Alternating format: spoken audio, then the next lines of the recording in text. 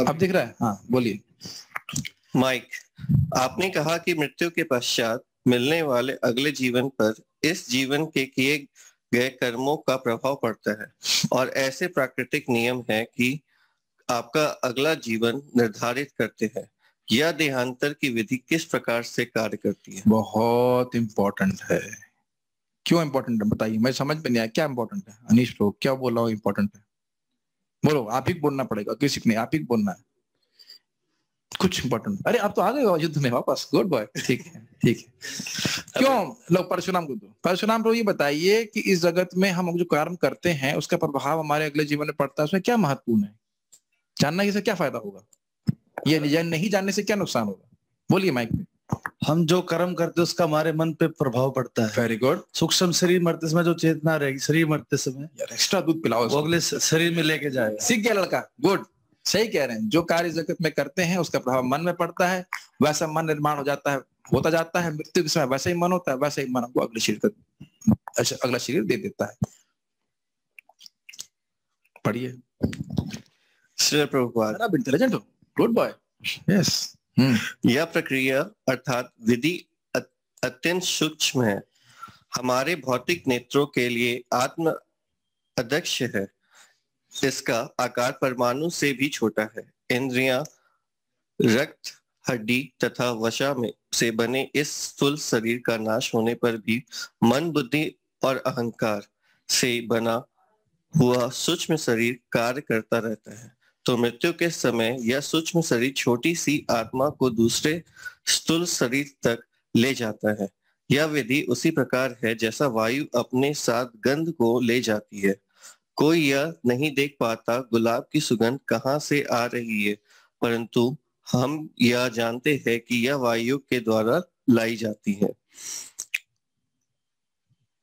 और देख नहीं सकते कि आप देख नहीं सकते हैं कि यह सब किस प्रकार हो रहा है। फॉन्ट थोड़ा अजीब सा है ना, फॉन्ट पढ़ने में नहीं आ रहा है। फॉन्ट जो कहाँ गए प्रेम कृष्ण प्रभु, किसी बात को बोलेंगे फॉन्ट चेंज करेंगे, it should be just Kokila, just ज्यादा ही डिजाइन हो गया। हाँ, परंतु ऐसा नहीं, ऐसा ही होता है। उसी प्रकार आत्मा मन की अवस्था के अनुसार पिता के वीर के माध्यम से एक विशेष माँ के गर्भ में प्रवेश द्वार दिए गए एक विशेष प्रकार के शरीर के रूप में विकसित होता है। यह शरीर मनुष्य, कुत्ते या किसी अन्य का भी हो सकता है। आज तो बस खाली इतनी ही चर्चा की जाइए, बहुत रोचक चर्चा है। तो ओके, चर्चा क्या है कि हम लोग देहांतर की विधि को समझने का प्रयास कर रहे हैं। अब आपने यहाँ पे क्या सीखा कि वायु और गंध का उदाहरण प्रभुपाद बोल रहे हैं। वायु गंधा निवासयात, उस स्थान पे जहां पे श्याम मुरारी प्रभु बैठे हैं, यदि कोई अगरबत्ती होती है या कोई भी सुगंधित वस्तु होती है, कोई इंसेंस कुछ भी होती है, तो उसकी खुशबू हमें यहां तक आ रही है किसके द्वारा? वायु के द्वारा। वायु दिख रही है, लेकिन सुगंध आप जानते हो कि अगर वायु ना होती तो हमारे पास नहीं पहुंचती। तो अब यहाँ पे आपको इस जगत में लोग अलग अलग स्वरूपों में दिख रहे हैं। राजीव नाम है ना आपका? राजीव, आपका शक्ल, बाल जैसे आप दिख रहे हो, आपका शरीर दिख रहा है, आप में और परशुराम प्रभु में अंतर है? परशुराम भी बैठा है। मुझ में परशुराम में अंतर है, मुझ में और कार्तिक प्रभु में अंतर दिख रहा है आपको? कोई अंतर नहीं दिख रहा, मैं और आप एक ही हैं। मायावादी कोई यहाँ प्रभु जी हैं, कोई माता जी हैं, सूम पे भी कुछ माता जी हैं, कुछ प्रभु जी हैं, और सबका अलग अलग स्वभाव दिख रहा है। ऐसे तो सब लोग इंसान हैं, लेकिन सब लोग अलग अलग दिख रहे हैं। क्या आप लोग देख पा रहे हैं कि यह उनके विभिन्न कर्मों के अनुसार जो विभिन्न इच्छाएं पिछले जन्म में थी उसके प्रतिफल के रूप में है? कि दिख रहा है? ये खाली हाँ हाँ बोलने के लिए बैठे हैं? ये देखने का प्रयास कीजिए। मैं कुछ बोलूंगा फिर आप लोगों को मौका दूंगा। बहुत सुंदर बात है, कैसे हम लोग निंदा से बच सकते हैं। ये फॉर्मूला स्वयं 11वें स्कंद से आप ये देखने का प्रयास कीजिए कि जीवात्मा है और जो उसको शरीर और जो उसका स्वभाव है मिला है, वही आपके सामने प्रतिफलित रूप से दिख रहा है सामने। उसने अनादिकाल से प्रकृति के गुणों का संग किया है, इस कारण से उस समय वो इस शरीर के रूप में, चाहे वो कुत्ता हो, चाहे बंदर हो, चाहे इंसान हो, चाहे वो खराब व्यक्ति हो, अच्छा व्यक्ति हो। क्या देख पाएंगे आप? प्रयास किया। कोई व्यक्ति क्रोधीले स्वभाव का है, क्यों है? पूर्व जन्म के हिसाब से। कोई बहुत अच्छा स्वभाव का है, क्यों है? Can we develop this transcendental vision?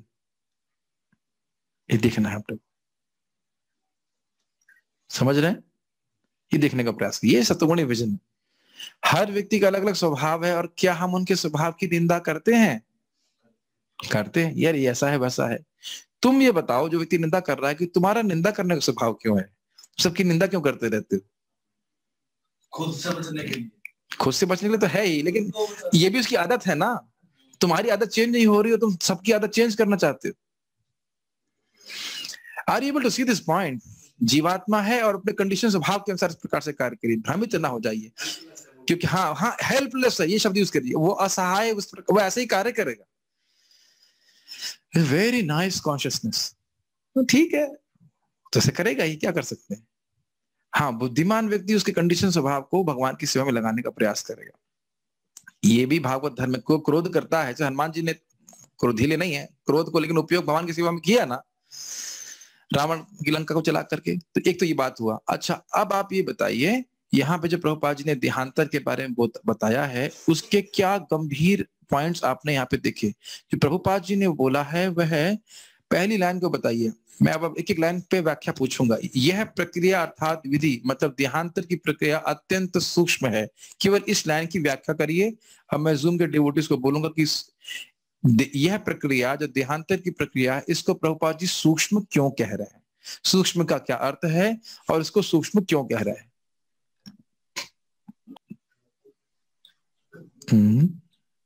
मैंने अलाउ किया है डिवोटीज को अनम्यूट करने के लिए, I believe. Hold on, yes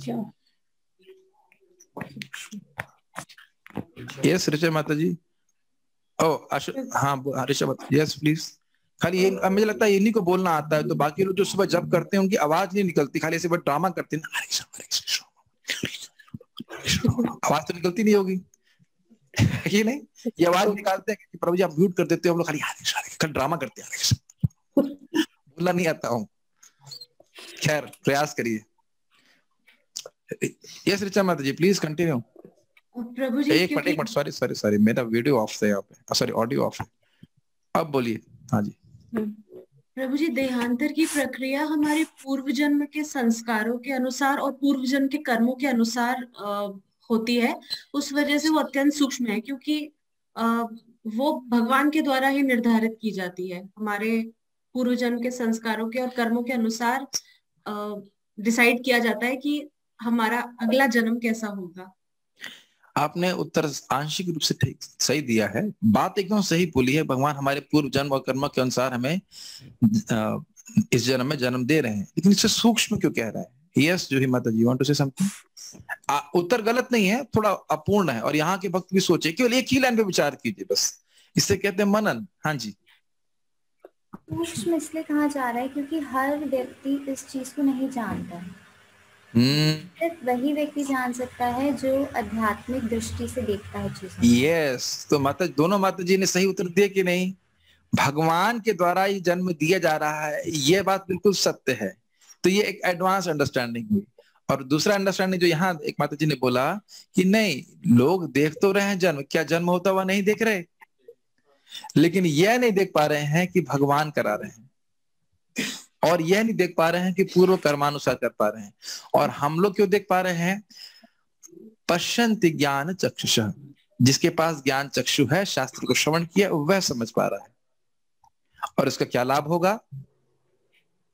देखिए, लोग सोचते ना, जैसे जो कुछ लोग भक्त उठ के चले गए कि हम तो जानते हैं। अगर आप जानते हो तो अपने कर्म को जरा मॉनिटर करो कि सारे कर्मों को करते समय सोच रहे हैं कि इससे आगे क्या प्रभाव होगा, सारे कर्मों को। इसीलिए सुनना बहुत जरूरी है। मेरी बात समझ रहे हैं? आध्यात्मिक ज्ञान ऐसा नहीं, अरे 1 + 1 2 उनको तू तो पता है। अरे भाई, लेकिन जब मैथमेटिक्स का पेपर आया तब याद रहेगा। इसीलिए बार बार अभ्यास किया जाता है, इज इट नॉट? 1+1 2, 1+1 2, 1+1 2 क्यों करते हो? जब एग्जाम आएगा तो याद रहे कि 1+1 3 नहीं होता है। ग्रहण कर रहे हैं कि ये होना है ये चीज 1+1 2, 1+3, 1+2 = 3, यही से शुरुआत किए थे ना। इसलिए जब व्यक्ति को एग्जाम आता है तो सहज रूप से वो सही उत्तर लिखता है। तो हर दिन को हमें ऐसे बताना है कि भाई मैं ये कर्म तो कर रहा हूं, इसकी छाप पड़ेगी तो मेरा अगला जीवन क्या होगा। ये ऐसा नहीं कि मुझे सब बातें पता नहीं है, अन्य लोगों को पता नहीं है, लेकिन कितना मुझसे अप्लाई करना है, इसलिए बार बार श्रवण करना जरूरी है। नहीं तो हम क्या सोचते हैं, हम ये कुछ करेंगे ऐसा कुछ फर्क नहीं पड़ेगा,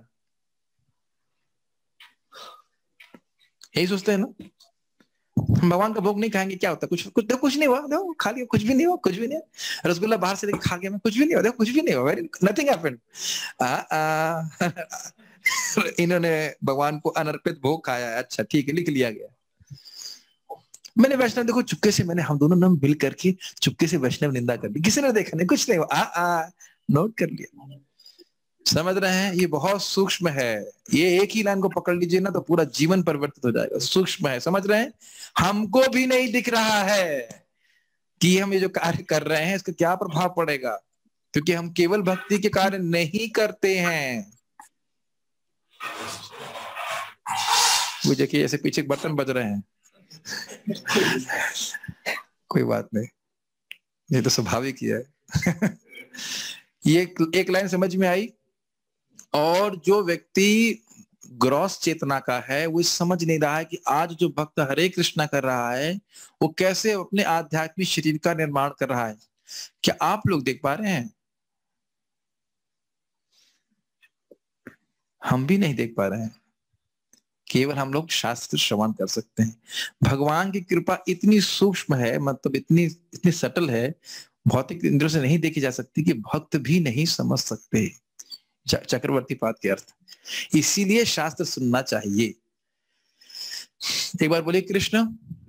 कितना लाभ हुआ, दिख रहा है आपको, समझ रहे हैं? नहीं, इसीलिए शास्त्र सुनना चाहिए। शास्त्र के आधार पे हम ग्रहण कर सकते हैं, हाँ ये मेरे लिए परम लाभकारी है। क्या आप बातें समझ पा रहे हो? सूक्ष्म वाली बात ये बहुत इंपॉर्टेंट है, ठीक है। अच्छा चलिए, जय जिसके घर में बर्तन बज रहे हो कृपया वह म्यूट कर दे अपने आप को, इतना कॉन्शियस रहे। और आप कोई भक्त कुछ कहना चाहते हैं, आप में से कोई कुछ कहना चाहते हैं? हम कल इस पे विचार कर रहे हैं, सूक्ष्म है, उसके आगे इसको अच्छे से एग्जॉस्ट करेंगे फिर आगे कुछ बढ़ पाएंगे। हरे कृष्ण प्रभु जी। हाँ मोहित प्रभु बताइए। प्रभु जी, इससे हमें ये समझ में आ रही है कि हमारा जब देहांत होता है तो हमारे मन, बुद्धि और अहंकार भी हमारे अपने शरीर में जाता है।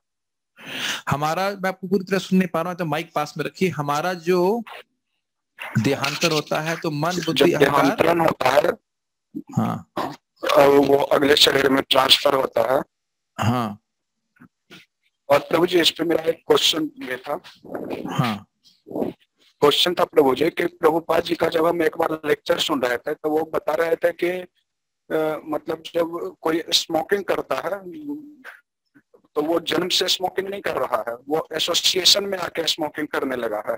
तो फिर इसका हम कैसे ये कर सकते कि वो इसका पिछले जन्म का संस्कार था या वो एसोसिएशन था? समझ गए। प्रश्न समझिए आप, म्यूट करिए अपने आप को। प्रश्न ये है, अब देखिए ना, एक ही पॉइंट विचार कीजिए। आप ये लोग कह रहे हो कि इस जन्म का कुछ कर्म किया और वो अगले जन्म में कैरी ओवर करता है उस व्यक्ति के, लेकिन हम ये क्या देखते हैं कि जगत में कोई बच्चा पैदा होते तो सिगरेट नहीं पी रहा है, वह तो गलत संग में आने के कारण पी रहा है।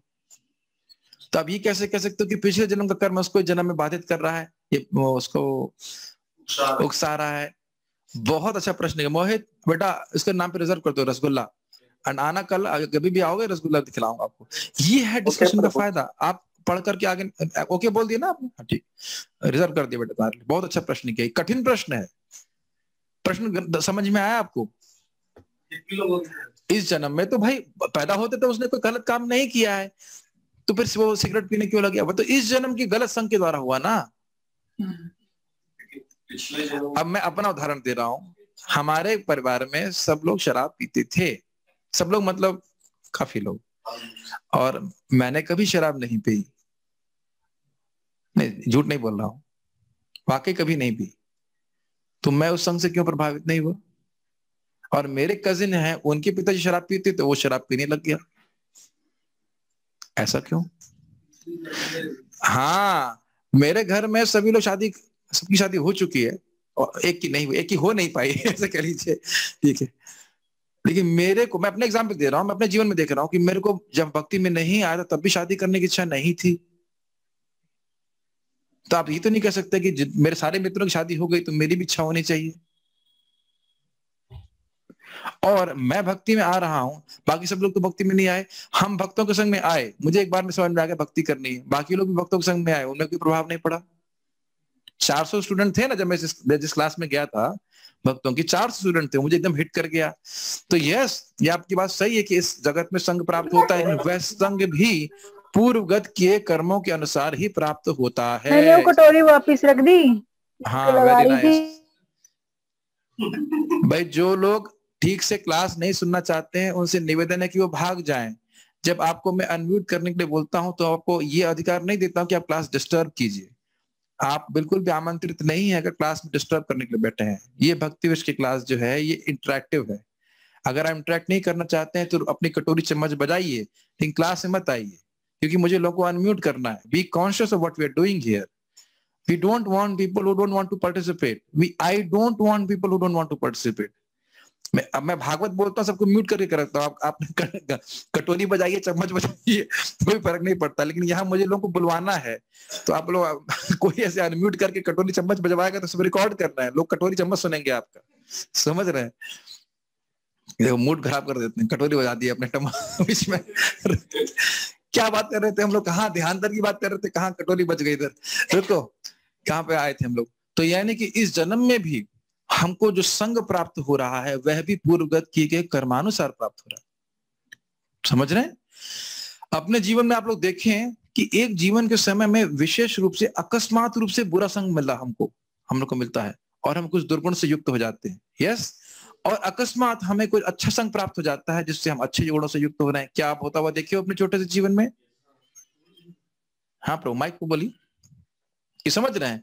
तो एक ही कर्म नहीं है, एक ही इसी जन्म में सब चल रहा है। हाँ, मॉर्निंग वॉक में एक बार विदेशी भक्त बोले कि हमारे कुछ अच्छे कर्म थे कि हमें प्रभुपाद जी का संग मिला। तो प्रभुपाद जी ने कहा तुम्हारे कारण ये ये बात कृपा है भगवान की और गुरु की। ये भी सत्य बात है। लेकिन देखिए, ये सत्य बात है, लेकिन एक ही फैक्टर नहीं है, बहुत सारे फैक्टर्स हैं, बहुत सारे फैक्टर। प्रभुपाद जी ने एक जगह ये भी कहा और दूसरी जगह ये भी कहा कि भक्तों ने कहा हम लोग कितने पापी थे। प्रभुपाद जी कहते, प्रभुपाद कहते हैं ना, तुम लोग पहले के भक्त हो, क्योंकि जैसे ही तुमको भक्ति दी गई, प्रस्तुत गई, तुम तुरंत आकर्षित हो गए। ये भी प्रभुपाद जी का वक्तव्य है ना। प्रभुपाद ने की कृपा करी तो कोई डाउट नहीं है, लेकिन प्रभुपाद जी से सभी लोग मिले क्या सब भक्त बन गए? एक फोटो है, प्रभुपाद जी अपने शिष्यों के संग जा रहे हैं, एकदम फोटो है, और एक व्यक्ति जैसे लग रहा है चरस पिया हुआ है, ऐसे सो रहा है, ऐसे सो रहा है। तो कृपा नहीं प्राप्त कर पाया ना वो। आप बहुत सारे कन्वर्सेशन देखते हैं ना कि प्रभुपाद जी से लोग झगड़ा भी कर रहे हैं, आर्गुमेंट कर रहे हैं, वो भक्त नहीं बन पाए। फायदा तो हुआ, भक्त शुद्ध भक्त दर्शन प्राप्त हुआ, उसमें कोई संदेह नहीं है। लेकिन इधर भी कुछ है, पहले का कुछ जो व्यक्ति इतना कुछ प्रभुपाद जी के शिष्य पूरा जीवन भक्ति किए, कुछ ड्रॉप हो गए। ये तो आप देख ही रहे हैं, कोई मतलब वो नहीं है, उनका शाश्वत लाभ हुआ, ये सत्य बात है। तो ये बात समझ पा रहे हैं कि हर व्यक्ति, हर लड़का सिगरेट नहीं पीता है, हर लड़के को गलत संग प्राप्त नहीं होता है। क्या हर लड़का जन्म लेता है? जन्म लेता है, लेकिन हर व्यक्ति को दुसंग या सत्संग नहीं मिलता है। हाँ, एक ही भाई अलग अलग प्रकार के होते हैं, एक ही बहन भाई अलग अलग प्रकार के होते हैं। ये सब पूर्व जन्म के अनुसार होता है। ओके, कुछ कहना चाहते हैं लग रहा है कुछ।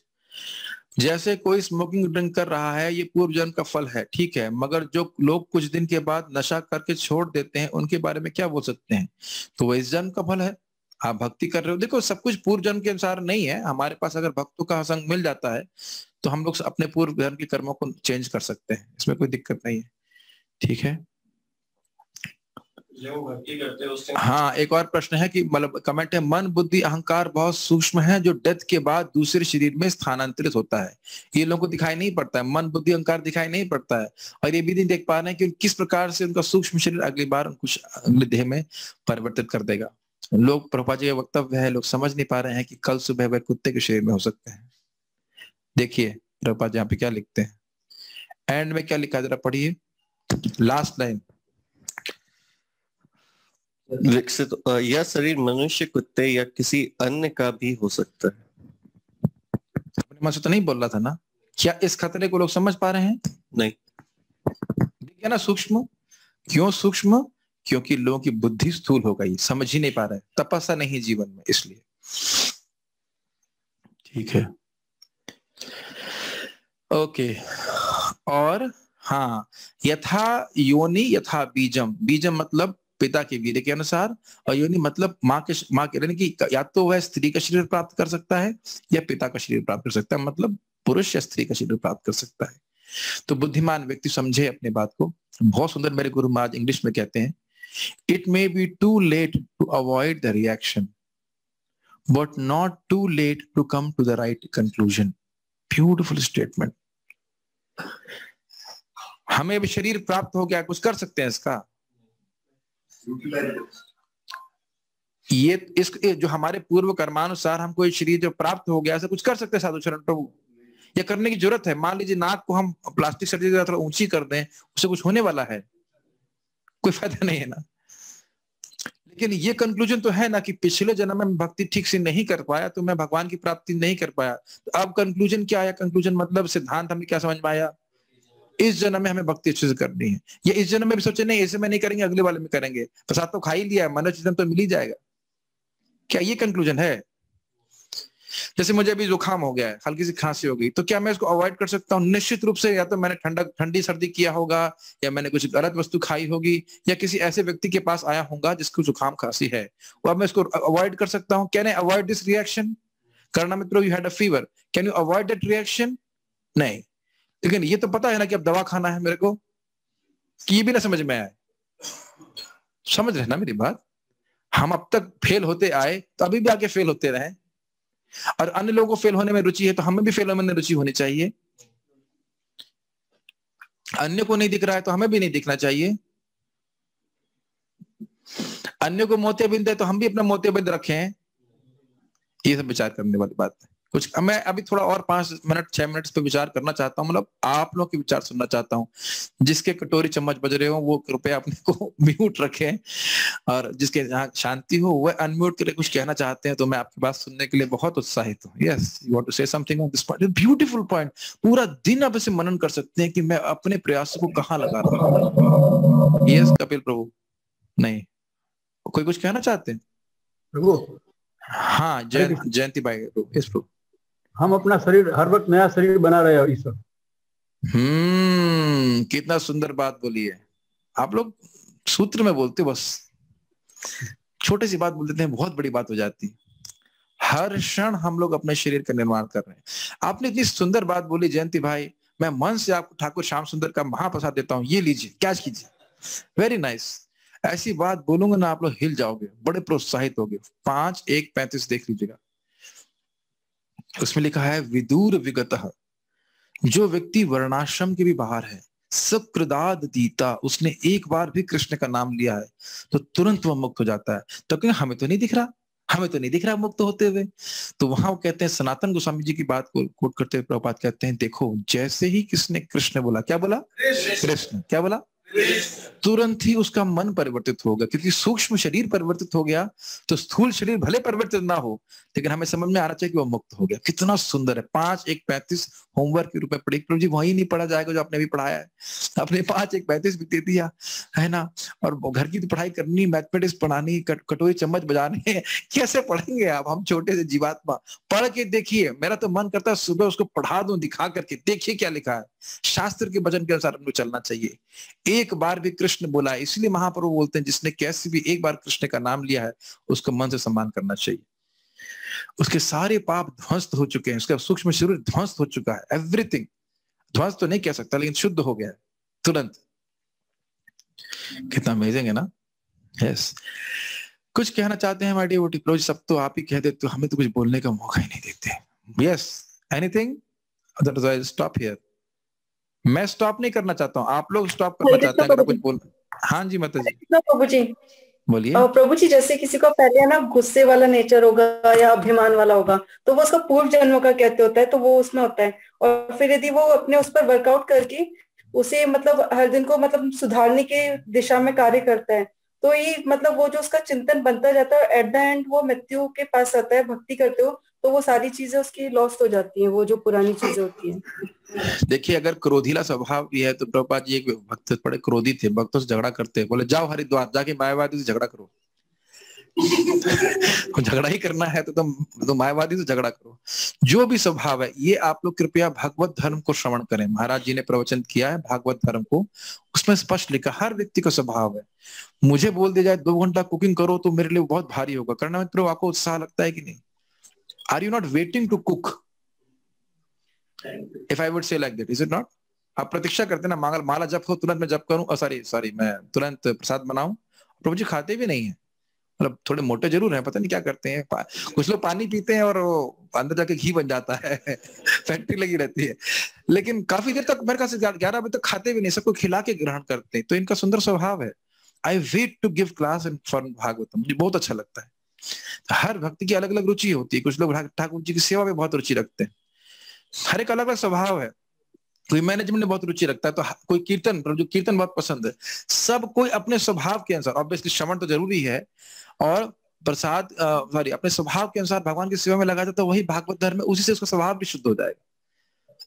भक्तों पे क्रोध नहीं करना है, लेकिन मान लीजिए कोई भक्त की विरोधी बात कर रहा है तो क्रोध करना चाहिए, ठीक है? तो कोई दिक्कत नहीं है। नहीं, मैं आपका क्वेश्चन नहीं सुना था, मैं कुछ बोल रहा था। मैंने जबकि बात क्रोध और स्वभाव के बारे में था, उसके बारे में कुछ कहा। क्रोध आपका प्रश्न नहीं समझ पाया था। बोलिए। ये था कि ना, जो ये पूर्व जन्म के कारण ही आता है ना, जो स्वभाव होता है इंसान का, यस व्यक्ति का। यस। नहीं तो आप देखिए ना, एक बहन है या भाई है, एक बहन बहुत क्रोधीली है और भाई बहुत शांत है, या भाई बहुत क्रोध वाला है और बहन बहुत शांत है, क्या सब नहीं होते हुए देखते? Is it not? ठीक है, और कोई प्रश्न है? यस, प्रेम कृष्ण प्रभु, जल्दी से दीजिए। हाँ, स्वभाव के बारे में एक डिवोटी बता रहे थे, जैसे हमारे डिवोटी सर्कल में कुछ लोगों का स्वभाव मिर्ची की तरह होता है। मिर्ची की तरह होता है, हाँ। कुछ लोगों का स्वभाव सरसों के दाने की तरह होता है, कुछ लोगों का स्वभाव सॉफ्ट होता है, कई तरह का होता है। लेकिन जब खिचड़ी में सारे इंग्रेडिएंट एक साथ मिल जाते हैं तो खिचड़ी का स्वाद बहुत अच्छा। हाँ, और आप ये अच्छा बोल रहे हैं कि सब अलग अलग स्वभाव के भक्त होते हैं, तो मिलजुल करके अच्छा लगता है। चटनी भी थोड़ी अच्छी लगती है, हाँ, लेकिन थोड़ी मात्रा में। वैसे देखिए, सिद्धांत ये है कि सजातीय स्निग्ध भक्तों का संग करना चाहिए। जो क्रोधीले नहीं होते उनका संग करना चाहिए। सम्मान सबका करना चाहिए, लेकिन जो क्रोधीले हैं, अंट संट बोलेंगे कुछ, तो उनका संग नहीं करना चाहिए। लेकिन उनको प्रसाद दे सकते हैं, उनका संग नहीं करना चाहिए, फिर हमारे अंदर दुर्गुण आ जाएंगे। हाँ, अगर वह नम्र भावना से श्रवण करने के लिए आते हैं तो कोई दिक्कत नहीं है, लेकिन जिन लोग का आचरण ठीक नहीं है उनका संग करेंगे तो हम भी वैसे आचरण वाले हो जाएंगे। और मान लीजिए हम लोग कृष्ण के सब उपासक हैं, तो हमें कृष्ण भक्तों का संग करना चाहिए। सम्मान सभी भक्तों को करना चाहिए, लेकिन जो लोग कृष्ण को प्राप्ति करने के लिए लगे हैं उनका ही संग करना चाहिए। थोड़ा समझ पा रहे हैं? ये बड़ी सूक्ष्म बात है। मैं ये नहीं कह रहा हूँ जो क्रोधीला है वो भक्ति नहीं कर सकता, लेकिन जो अंट संट बोल रहा है, दुनिया की बातें कर रहा है, उसको हमें संग नहीं करना चाहिए, उसको म्यूट कर देना चाहिए। मैं फिर से रिपीट कर रहा हूँ, आप ऐसा मत सोचिएगा मैं बोल रहा हूँ कि जो लोग क्रोधी स्वभाव के वो भक्ति के बाहर हैं, लेकिन अगर वो आपके पास आकर के किसी दूसरे की निंदा कर रहे हैं तो उस पर से हम संग नहीं करना है। लेकिन अगर वो बैठे हैं प्रसाद खाने के लिए तो प्रसाद देना चाहिए। Does it make sense what I am trying to say? भैया गलत मत समझ लेना, मैं ये नहीं बोल रहा हूँ कि जो क्रोधी रहा है या कुछ कर रहा है वो भक्ति नहीं कर सकता, ऐसा नहीं बोला जा रहा है। भक्ति हर कोई कर सकता है, लेकिन वह हमको हमारे साथ आकर भागवत चर्चा करना चाहता है, कोई दिक्कत नहीं, अच्छी बात है। लेकिन दुनिया की चर्चा करना चाहता है तो वो हमारा ना, that we don't want. We must have the discrimination. Okay, ठीक है, तो यहाँ रुकते हैं। कुछ कहना चाह रहे थे? ठीक है। श्री श्री भक्ति वृक्ष की जय, श्री प्रभुपाद की जय।